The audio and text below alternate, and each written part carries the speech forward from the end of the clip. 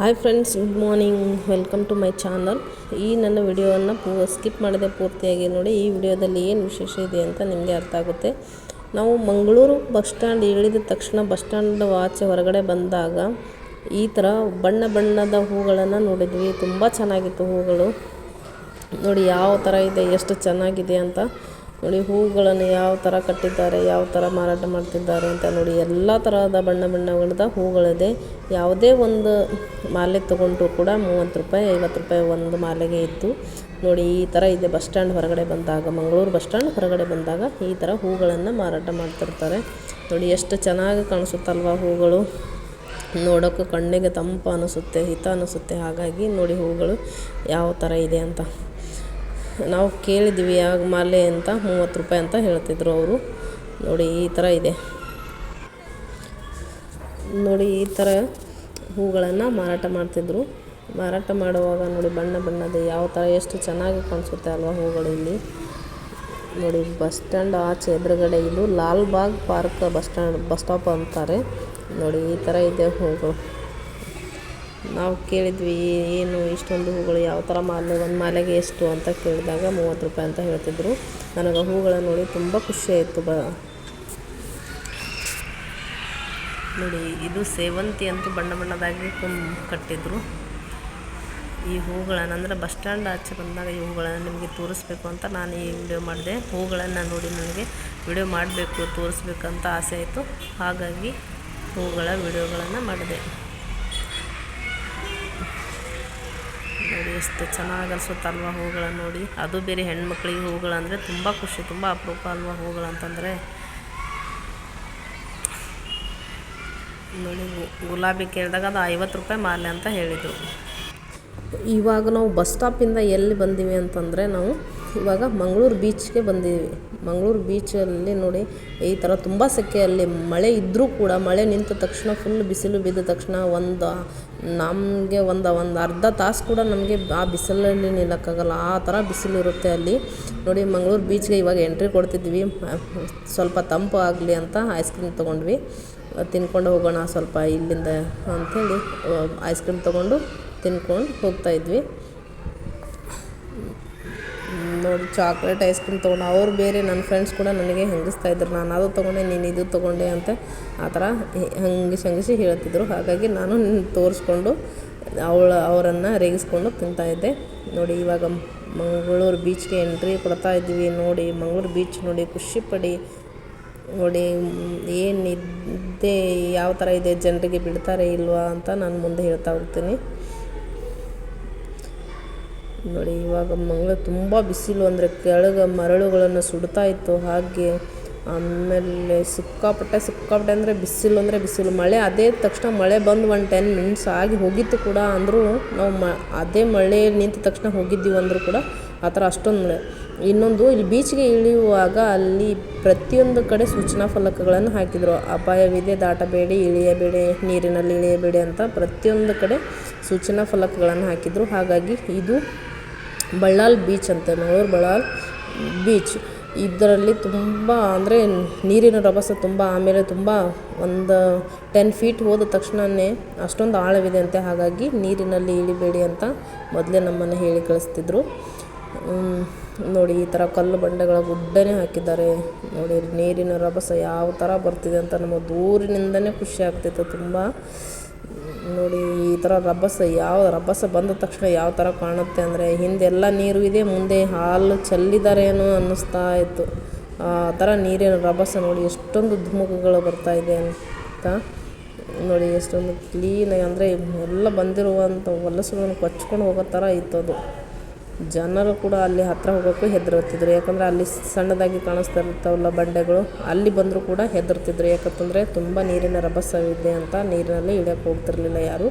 ಸ್ವಲ್ಪ ದೂರಿನಿಂದನೇ ಎಂಜಾಯ್ ಮಾಡ್ತಿದ್ರು ನೋಡಿ. ಅಷ್ಟೇ ನಿಂತ್ಕೊಂಡು ಎಂಜಾಯ್ ಮಾಡೋದು. ಸ್ವಲ್ಪ ಮುಂದೆ ಹೋದರೆ ಅಲೆಗಳಲ್ಲೇ ಸಿಕ್ಕಾಕೋಬೋದು. ಹಾಗಾಗಿ ಯಾರೂ ಕೂಡ ಅಲೆಗಳಲ್ಲಿ ನೀವು ಕೂಡ ಹೋಗಬೇಡಿ. ಯಾವುದೇ ಬೀಚಿಗೆ ಹೋದರೂ ಕೂಡ, ಫಾಲ್ಸ್ಗೆ ಹೋದರೂ ಕೂಡ ನೀರಲ್ಲಿ ಇಳಿಯೋಕ್ಕೆ ಹೋಗಬೇಡಿ. ತುಂಬ ಅಪಾಯ ಅಲ್ವಾ ನೀರು. ಹಾಗಾಗಿ ದೂರಿನ ನಿಂತು ಎಂಜಾಯ್ ಮಾಡಿ ನೋಡಿ. ಯಾವ ಥರ ಗುಡ್ಡಗಳಾಗ್ಯಾರ. ಇವು ಕಲ್ಲುಗಳ ಶೇಪ್ಸ್ ನೋಡಿದರೆ ನೀವು ಅಷ್ಟೊಂದು ಖುಷಿ ಪಡ್ತೀರ. ಅಷ್ಟು ಚೆನ್ನಾಗಿವೆ ಶೇಪ್ಸ್ಗಳು. ನಾನು ನೋಡಿ ಒಂಥರ ಅದು ಕಲ್ಲಿನ ಶೇಪ್ಸ್ಗಳನ್ನು ನೋಡಿ ಏನೋ ನೆನಪಾಗ್ಬಿಡ್ತು. ಏನಂತಂದರೆ ನಮ್ಮ ಮನೆಯಲ್ಲಿರುವ ಫ್ಯಾನ್ಗಳ ಶೇಪ್ಸ್ ಕೂಡ ಇದೇ ಥರ ಇರುತ್ತಲ್ವ ಅಂತ ನನಗೆ ನೋಡಿ ಖುಷಿ ಆಯಿತು. ಅಂದರೆ ಕಲ್ಲು ಬಂಡೆಗಳು ಆ ಥರ ಕೆತ್ತನೆ ಮಾಡಿದ್ದಾರೆ. ಆ ಕಲ್ಲು ಬಂಡೆಗಳು ಯಾಕೆ ಹಾಕಿದ್ದಾರೆ ಅಂತ ನಿಮಗೆ ಆಮೇಲೆ ಹೇಳ್ತೀನಿ. ವಿಡಿಯೋನ ಸ್ಕಿಪ್ ಮಾಡಬೇಡಿ. ಇಷ್ಟ ಆಯಿತು ಅಂದರೆ ಕಮೆಂಟ್ಸ್ ಹಾಕಿ, ಲೈಕ್ ಮಾಡಿ, ಶೇರ್ ಮಾಡಿ. ನೋಡಿ ಯಾವ ಥರ ಶೇಪ್ಸ್ ಇದೆ ಕಲ್ಲು ಬಂಡೆಗಳು. ನೋಡಿ ಈ ಥರ ಇದೆ. ಇಷ್ಟೇ ದೂರಿನಿಂದನೇ ಎಂಜಾಯ್ ಮಾಡೋದು. ಅದು ಕಲ್ಲು, ಇನ್ನೊಂದು ಕಲ್ಲು ಕಾಣಿಸುತ್ತಲ್ವ, ಆ ಕಲ್ಲಿನಲ್ಲಿ ಹೋದರೆ ಕೂಡ ಒಂದು ಮನುಷ್ಯನ ಆಳದ ಅಡಿಯಷ್ಟು ನೀರಿನ ಆಳ ಇದೆ ಅಂತೆ. ಹಾಗಾಗಿ ಆ ಬಂಡೆಯಲ್ಲಿ ಕೂಡ ಯಾರೂ ಹೋಗ್ತಿರಲಿಲ್ಲ. ಅಲ್ಲಿ ಬಂಡೆ ತೋರಿಸ್ತೀನಲ್ವ, ಆ ಬಂಡೆಯಲ್ಲಿ ಕೂಡ ಯಾರೂ ಹೋಗ್ತಿರಲಿಲ್ಲ. ನೋಡಿ ನಾನು ಇಳಿಯುವಾಗ ನನ್ನ ಫ್ರೆಂಡ್ಸ್ ಸಪೋರ್ಟ್ ಮಾಡ್ತಿದ್ರು. ನೋಡಿ ನಾನು ಹೂವು ಅಷ್ಟೊಂದು ಏನಕ್ಕೆ ಹಾಕಿದ್ದೀನಿ, ಮೂರು ಬಣ್ಣದ ಹೂಗಳಂತಂದರೆ ಅಲ್ಲಿ ನನ್ನ ಹೂಗಳು ನಾನು ಕೊರಗಜ್ಜೆಗೆ ಹೋಗಿ ಬರುವಾಗ ಅಲ್ಲಿ ಆಂಟಿ ಎಲ್ಲರೂ ಪೂಜೆ ಮಾಡ್ತಿದ್ರು. ಹಾಗಾಗಿ ಎಲ್ಲರಿಗೂ ಕೊಡ್ತಿದ್ರು. ಹಾಗಾಗಿ ನನಗೂ ಕೊಟ್ಟರು. ನಾನು ಬ್ಯಾಗಲ್ಲಿ ಇಟ್ಕೊಳ್ಳೋದಕ್ಕಿಂತ ಮುಡಿಬೇಕು ಅಂತ ಹೂಗಳನ್ನು ಮುಡ್ಕೊಂಡೆ. ನೋಡಿ ಈ ಥರ ನಾವು ಈ ಥರ ಇಳಿದೀವಿ ಅಲ್ವಾ, ಅಲ್ಲಿ ಮರಳನ್ನು ಗೋಣಿ ಚೀಲಗಳಲ್ಲಿ ಮರಳುಗಳನ್ನು ತುಂಬಿಟ್ಟು ಅಂದರೆ ಮರಳುಗಳನ್ನು ಕಿತ್ಕೊಂಡು ನೀರಿನ ರಭಸಕ್ಕೆ ಮರಳುಗಳನ್ನು ಕಿತ್ಕೊಂಡು ಹೋಗಬಾರ್ದು ಅಂತ ಸಪೋರ್ಟಾಗಿ ಇಟ್ಟಿದ್ದರು. ಹಾಗಾಗಿ ಕಲ್ಲು ಬಂಡೆಗಳು ಕೂಡ ನೀರಿನ ರಭಸಕ್ಕೆ ಕಿತ್ಕೊಂಡು ಹೋಗಬಾರ್ದು, ಜನರಿಗೆ ಸಪೋರ್ಟ್ ಆಗಬೇಕಂತ ಇಟ್ಟಿದ್ದರು. ನೋಡಿ ಈಗ ನೀರಿನ ರಭಸ ಯಾವ ರೀತಿ ಬರುತ್ತೆ ಅಂತ ತುಂಬ ಭಯ ಆಗ್ತದೆ. ಅಂದರೆ ಕೆಳಗಡೆ ಇರುವ ಮರಳನ್ನು ಕೂಡ ಕಿತ್ಕೊಂಡು ಬರ್ತಿತ್ತು, ಆ ಥರ ರಭಸ ಬರ್ತಿತ್ತು. ಇವಾಗ ಏನಿದು ಚಿಕ್ಕದಾಗಿ ನಾನು ಕೂತಿದ್ದೆ ಅಲ್ಲ, ಬಂಡೆಯ ಮೇಲೆ ಕೂತ್ರೆ ಅಷ್ಟೇ ಸಾಕು, ಅಲ್ಲೇ ತುಂಬ ರಭಸ ಇತ್ತು. ಆ ಹಿಂದಿನ ಬಂಡೆಗೆ ಹೋದರೆ ಜನರನ್ನ ಕೊಚ್ಕೊಂಡು ಹೋಗ್ತಿತ್ತು. ಆ ಥರ ಆಡ್ತೀವಿ ಅಂದರೆ ಸುಮ್ಮನೆ ನೋಡಿ ಎಂಜಾಯ್ ಮಾಡಿದ್ವಿ. ಫೋಟೋಸ್ಗಳನ್ನು ಶೂಟ್ ಮಾಡ್ಕೊಂಡ್ವಿ. ನೋಡಿ ಈ ಥರ ಆ್ಯಕ್ಷನ್ಗಳನ್ನು ಫೋಸ್ಗಳನ್ನು ಕೊಟ್ಕೊಂಡು ಫೋಟೋಸ್ಗಳನ್ನು ತಗೊಂಡ್ವಿ. ಹಾಗಾಗಿ ನಾನು ಒಬ್ಬಳೇ ಏನಕ್ಕೆ ತೊಗೊಂಡಿದ್ದೀನಿ ಅಂದರೆ ನನ್ನ ಫ್ರೆಂಡ್ಸ್ ಕೂಡ ವಿಡಿಯೋಗಳಲ್ಲಿ ಬರೋಕ್ಕೆ ಇಷ್ಟ ಇರಲ್ವಂತೆ. ಹಾಗಾಗಿ ನಾನು ಕೂಡ ಫೋರ್ಸ್ ಮಾಡಲಿಲ್ಲ. ಇನ್ನು ಪ್ರತಿಯೊಂದು ವೀಡಿಯೋಸ್ಗಳಿಗೆ ನಾವು ಸಪೋರ್ಟ್ ಮಾಡ್ತೀವಿ, ಬಟ್ ವೀಡಿಯೋಸಲ್ಲಿ ನಾವು ಬೇಡ ಅಂತಂದರು. ಅದಕ್ಕೆ ಪರವಾಗಿಲ್ಲ ಅಂತ ಅಂದ್ಕೊಂಡೆ. ನೋಡಿ ನಾನು ಹಿಂದೆ ಇರುವಂಥ ಮರಳುಗಳನ್ನು ಕಟ್ಟಿ ಯಾವ ಥರ ಗೋಣಿ ಚೀಲಗಳನ್ನು ತುಂಬಿಟ್ಟಿದ್ದಾರೆ ಅಂತ. ನೋಡಿ ಇದೇ ಬಂಡೆ ಲಾಸ್ಟ್. ನೋಡಿ ಯಾವ ಥರ ನೀರಿನ ರಭಸ ಬರುತ್ತೆ ಅಂತ. ನೋಡಿ ಯಾವ ಥರ ಎಷ್ಟು ಚೆನ್ನಾಗಿ ಕಾಣಿಸುತ್ತಲ್ವ ನೀರಿನ ರಭಸ. ಆಮೇಲೆ ಆ ನೀರಿನಲ್ಲಿ ಆಡೋದಂತೂ ತುಂಬ ಇಷ್ಟ. ನಾವು ಮುಂದೆ ಜಾಸ್ತಿ ಹೊತ್ತು ನೀರಿನಲ್ಲಿ ಹೋಗಲಿಲ್ಲ, ಯಾಕಂದರೆ ಭಯ ಬರ್ತಿತ್ತು. ಅಲ್ಲಿ ಕೂಡ ಜನರು ಹೇಳ್ತಿದ್ರು ತುಂಬ ಅಪಾಯವಿದೆ, ನೀರಲ್ಲಿ ಇಳಿಬೇಡಿ, ಹೋಗಬೇಡಿ ಅಂತ. ಹಾಗೆ ಹಿಂದಿನವರೆಲ್ಲ ಕಿರಿಸ್ತಾಯಿದ್ರು. ಹಾಗಾಗಿ ನಾವು ನೀರಿನಲ್ಲಿ ಜಾಸ್ತಿ ಇಳಿಲಕ್ಕೆ ಹೋಗಲಿಲ್ಲ. ಅಷ್ಟೇ ಕಲ್ಲಿನ ಮೇಲೆ ಕುಂತು ಫೋಟೋಶೂಟ್ ಮಾಡ್ಕೊಂಡ್ವಿ. ಬರೀ ನೀರನ್ನು ದೂರಿಂದ ನೋಡಿ ಎಂಜಾಯ್ ಮಾಡಿದ್ದೇವೆ. ಯಾಕಂದರೆ ಪ್ರತಿಯೊಂದು ಕಡೆ ನಾವು ನೀರಿನಲ್ಲಿ ಅಪಾಯ ಆಗೋದನ್ನು ಕೇಳ್ತಿರ್ತೀವಿ, ನೋಡ್ತಿರ್ತೀವಲ್ವ. ಹಾಗಾಗಿ ನಮಗೂ ಕೂಡ ಭಯ ಬಂತು. ನಾವು ನೀರಿನಲ್ಲಿ ಇಳಿಯೋಕ್ಕೆ ಹೋಗಲಿಲ್ಲ. ನೀವು ಕೂಡ ಎಲ್ಲಾದರೂ ಟೂರಲ್ಲಿ ಹೋಗಿದ್ರೆ ಕೂಡ ಯಾವ ನೀರಿನಲ್ಲಿ ಇಳಿಯೋಕ್ಕೆ ಹೋಗಬೇಡಿ, ಯಾಕಂತಂದರೆ ಜೀವನ ಮುಖ್ಯ ಅಲ್ವಾ. ಹಾಗಾಗಿ ನೀರಿನಲ್ಲಿ ಇಳಿದು ಅಪಾಯ ಮಾಡ್ಕೊಳ್ಳೋದಕ್ಕಿಂತ ದೂರಿನಿಂದನೇ ಎಂಜಾಯ್ ಮಾಡೋದು ಒಳ್ಳೆಯದಲ್ವ. ಹಾಗಾಗಿ ಯಾರು ಕೂಡ ನೀರಿನಲ್ಲಿ ಇಳಿಯೋಕ್ಕೆ ಹೋಗಬೇಡಿ. ನೋಡಿ ಯಾವ ಥರ ಧುಮುಕುತ್ತಿರುತ್ತೆ ನೀರನ್ನು. ಅದು ನೋಡಿ ಎಂಜಾಯ್ ಮಾಡ್ಕೊಂಡು ಕೇಕೆ ಹಾಕ್ಕೊಂಡು ನಿಂತಿದ್ವಿ ನಾವು. ಬಟ್ ನೀರಲ್ಲಿ ಇಳಿಯೋಕ್ಕೆ ಹೋಗಲಿಲ್ಲ. ನೋಡಿ ಈ ಥರ ಬರುತ್ತೆ. ಎಷ್ಟೋ ದೊಡ್ಡ ಗಂಡ್ಮಕ್ಳು ಇದ್ದರೂ ಕೂಡ ಅವರು ಕೂಡ ಭಯಪಡ್ತಿದ್ರು ನೀರಲ್ಲಿ ಇಳಿಯೋಕ್ಕೆ. ಹಾಗಾಗಿ ನಾವು ಹೆಣ್ಮಕ್ಳಲ್ವ, ಆಗ ನೀರಲ್ಲಿ ಇಳಿಯೋಕ್ಕೆ ಭಯ ಬಂತು, ನೀರಲ್ಲಿ ಇಳಿಲಿಲ್ಲ. ನೋಡಿ ಈ ಥರ ಬರೀ ದೂರಿಂದ ಶೂಟ್ ಮಾಡ್ಕೊಂಡ್ವಿ ನಾವು.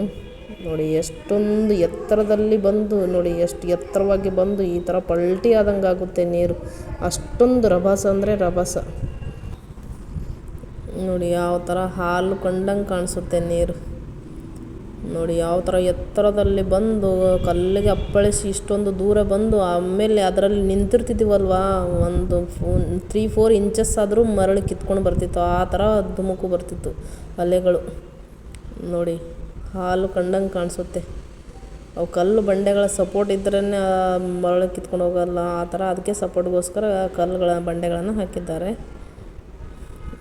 ನೋಡಿ ಯಾವ ಥರ ಇದೆ. ಆಮೇಲೆ ನಾವು ಆ ಕಲ್ಲು ಬಂಡೆಗಳ ಮೇಲೆ ಹೋಗಿ ನಿಂತ್ಕೊಂಡಿದ್ವಿ. ಆದರೆ ವಿಡಿಯೋಸ್ ಮಾಡಿಕೊಂಡು ಅಲ್ಲಿ ಫೋಟೋಸ್ಗಳನ್ನು ತೆಗೀಲಿಲ್ಲ ನಾವು. ನೋಡಿ ಯಾವ ಥರ ಬರ್ತಿದೆ ಧುಮುಕುಗಳನ್ನು.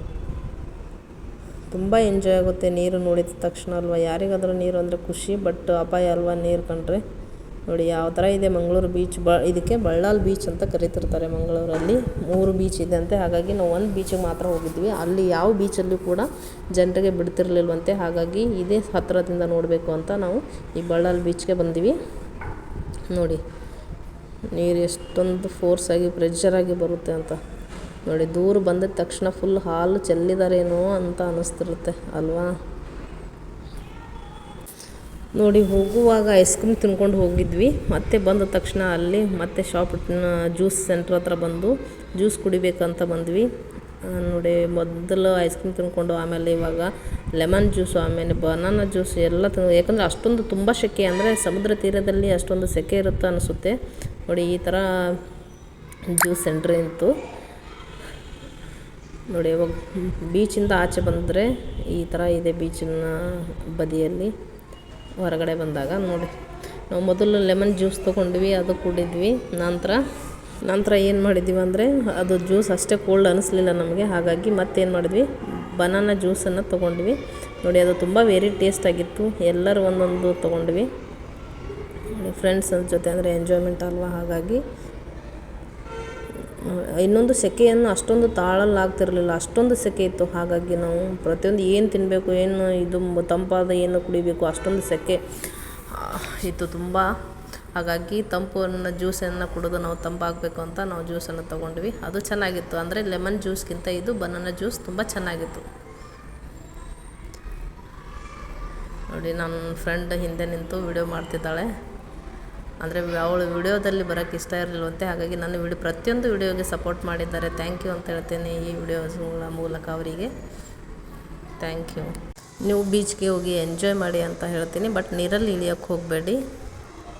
ಫೋಟೋಸ್ಗಳನ್ನು ಏನಾದರೂ ಇದ್ದರೆ ದೂರಿಂದ ತಗೊಂಡು ಎಂಜಾಯ್ ಮಾಡಿ ಅಂತ ಹೇಳ್ತಾ ಈ ವಿಡಿಯೋನ ಏನು ಮಾಡ್ತಿದ್ದೀನಿ. ಥ್ಯಾಂಕ್ ಯು, ಸಪೋರ್ಟ್ ಮಾಡಿ.